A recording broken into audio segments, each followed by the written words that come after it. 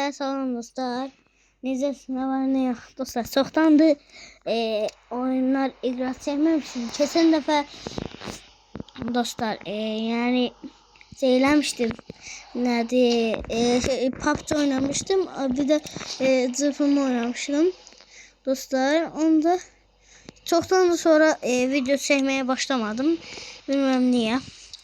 Dostlar maşını aldım ama çekemedim. Biraz telefonumuz biraz şeydi. Çekmeye olmurdu. Maşın aldım. Böyle bir maşınlarımız var dostlar. Bu günüm ne diyecek? Bu günlerin bak. Bu maşınla dağda gezecek. Buyurun Niva'mızın şöyle. Ve beşer Niva'yla. Niva'da da yani yok. Niva'nın hiçbir şey yoktu.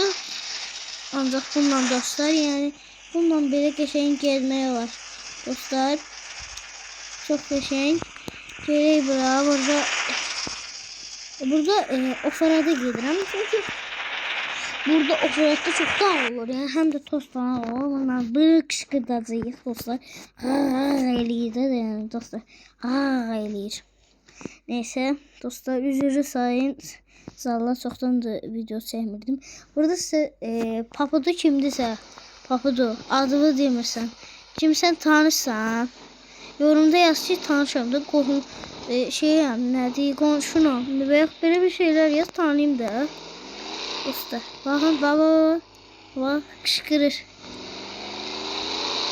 Dostlar sağ olun, sağlık qalın.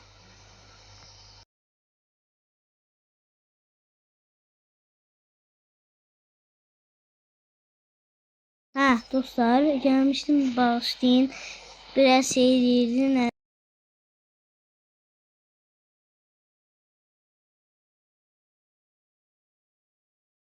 Dostlar bağışlayın biraz işim oldu.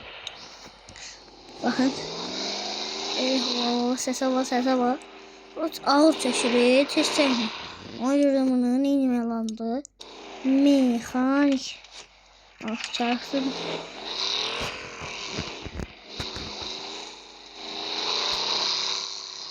Böyle bir şey. Çok sesini var. Hiç koşabilmiyorum.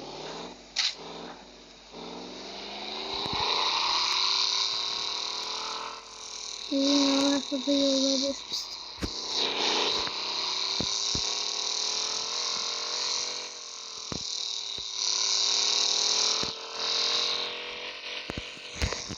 Ayhan. Buramı dostlar 6'ya atıram. Mekanik süremiyorum ona göre.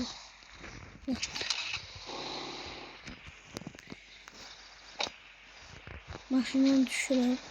Çarpsın ama. Neyse dostlar avtomatize bilek. Drifse koyak da görək. Bağları ve eşkalasını görürüz.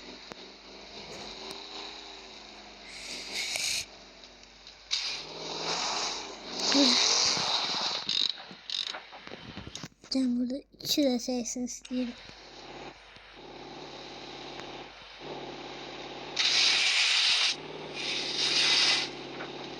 Görürsünüz ne geçek çıxır her yeri. Sıfır edeceğim. Ben bunu severim böyle maşınları. Niye bunu sevenler? Bu arada abone ol kanalı beğenip abone olmayı unutmayın dostlar. Videomuz burası içimiydi ve işim oldu. Gelebilmeyeceğim. Sağ olun, sağlık.